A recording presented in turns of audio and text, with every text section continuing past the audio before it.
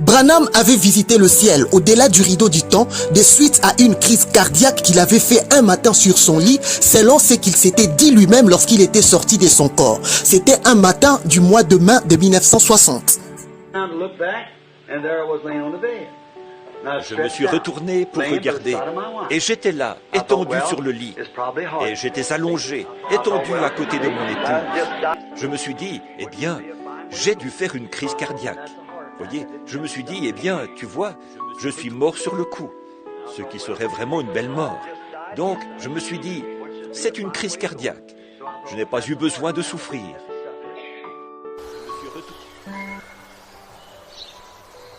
Le dimanche 8 mai 1960 à 7 h du matin dans la ville de Jeffersonville en Indiana, Branham se réveille tranquillement de son sommeil chez lui à la maison située sur l'avenue Irving Glen.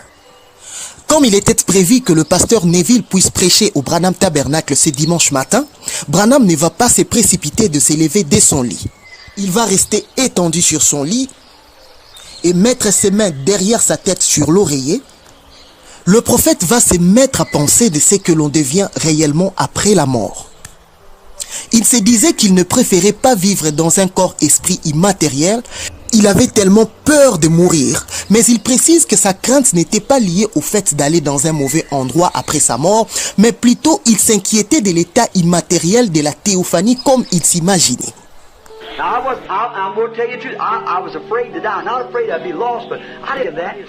Or, maintenant, je vais vous dire la vérité, j'avais peur de mourir. Ce n'est pas que j'avais peur d'être perdu, mais je ne voulais pas devenir un esprit. Je voulais rester un homme. Je voulais attendre l'enlèvement, vous voyez. Je voulais simplement rester comme ça. Je n'avais pas du tout envie d'être un esprit qui se promène. J'étais là, en train de penser à ça. Quelques minutes après, une voix va lui dire « Veux-tu voir au-delà du rideau du temps ?»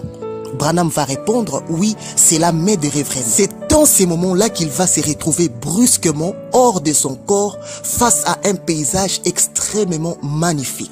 En ces moments-là, lorsqu'il se retourne, il va regarder, il va voir son corps étendu sur son lit. Branham ne va pas comprendre s'il s'agissait là d'une vision, il ne comprenait pas qu'est-ce qui lui est arrivé. Mais rapidement, il va se rendre compte que cela n'était pas réellement comme toute autre vision qu'il avait vue précédemment dans sa vie et dans son ministère. Car généralement, lorsqu'il voyait des visions, c'était au travers des yeux de son corps physique. Il voyait toujours des visions avec son corps physique. Mais cette fois-là, il se voyait en dehors de son corps et il était en train de regarder son corps étendu sur les lits. Branham va se rendre compte, il va se dire certainement qu'il avait fait une crise cardiaque et que son cœur était arrêté en ces moments-là. Il va réaliser qu'il était réellement sorti de son corps physique. Je suis votre frère Zoé Luanga, croyant du message et ministre de l'évangile, chercheur historique dans la vie et le ministère du prophète William Marion Branham. Je travaille à partir de la ville de Kinshasa, la capitale de la République démocratique du Congo, ici en Afrique. Partout où vous êtes, si vous suivez nos vidéos, n'hésitez pas de les partager et de vous abonner massivement à notre chaîne William Branham Bibliothèque. Branham va voir dans ces beaux paysages comme des millions de jeunes hommes et de jeunes femmes qui venaient à lui, qui couraient vers lui. Tous étaient jeunes entre 18 et 19 ans. Les femmes avaient des longues chevelures avec des longues robes blanches qui leur arrivaient jusqu'aux chevilles. Ces jeunes hommes et ces jeunes femmes étaient tous pieds nus. Il y avait là un grand nombre de personnes.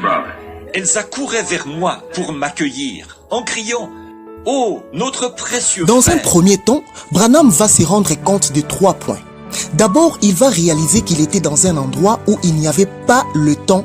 Il n'y avait ni hier ni demain. Il va remarquer aussi qu'il avait perdu toute sensibilité du corps, car les femmes venaient l'embrasser, mais il ne ressentait aucune attraction corporelle. Alors qu'une multitude de jeunes femmes, les plus belles que j'ai jamais vues, me sautaient au cou, j'ai constaté qu'il y avait seulement un grand sentiment d'amour qui m'envahissait, sans aucune attraction physique. Branham redevint lui-même un jeune homme.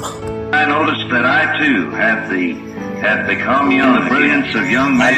j'ai remarqué que j'étais moi aussi redevenu jeune. Je me suis regardé là, Et je me suis retourné pour regarder mon vieux corps étendu sur le lit. Ces jeunes hommes et ces jeunes femmes qui venaient l'accueillir dans l'au-delà avaient des yeux qui étincelaient comme des étoiles et leurs dents étaient blanches comme de la neige. Les femmes sont venues. Elles avaient l'air d'être au début de la vingtaine. Et elles m'étreignaient en disant « Notre précieux frère ». Des jeunes hommes, dans toute la splendeur virile de la jeunesse, les yeux étincelants comme des étoiles au plus sombre de la nuit, les dents blanches comme des perles. Il m'étreignait C'était un en endroit disant tellement notre magnifique que lui-même précieux l'a frère. dit qu'aucune expression humaine ne peut expliquer la beauté qui s'est trouvée à cet endroit. C'était un endroit où il n'y avait pas la tristesse et personne n'avait l'air fatigué. En voyant la foule, Branham s'imaginait peut-être que c'était les membres de la famille Branham qui étaient décédés avant lui qui venaient l'accueillir. Mais en ces moments-là, une voix va lui dire « Ce ne sont pas des Branham, mais ce sont tes convertis, c'est là que tu avais amené à Christ. Tout ce que tu as aimé et tous ceux qui t'ont aimé, Dieu te les a donnés ici. » Tous ces jeunes hommes et ces jeunes femmes qui venaient l'embrasser, qui venaient l'accueillir, ils étaient en train de dire tous, notre précieux frère, si tu n'étais pas venu, nous ne serions pas ici. Branham va même remarquer son cheval, il va même remarquer son chien qui étaient tous morts depuis longtemps, lui apparaître là dans le ciel.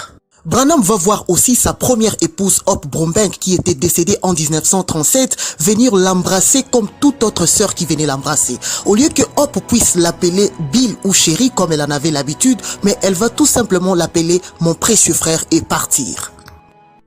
Branham va finalement demander s'il pouvait voir le Seigneur Jésus. On va lui dire qu'il ne pouvait pas voir le Seigneur Jésus en ces lieux puisque le Seigneur Jésus était dans une dimension plus élevée que la dimension dans laquelle il s'est trouvé. Puis on va dire à Branham que pour entrer dans ces lieux magnifiques, il faut l'amour parfait. Après cela, Branham va quitter ces lieux magnifiques. Il sera convaincu que c'est une réalité, notre pays au-delà du rideau du temps.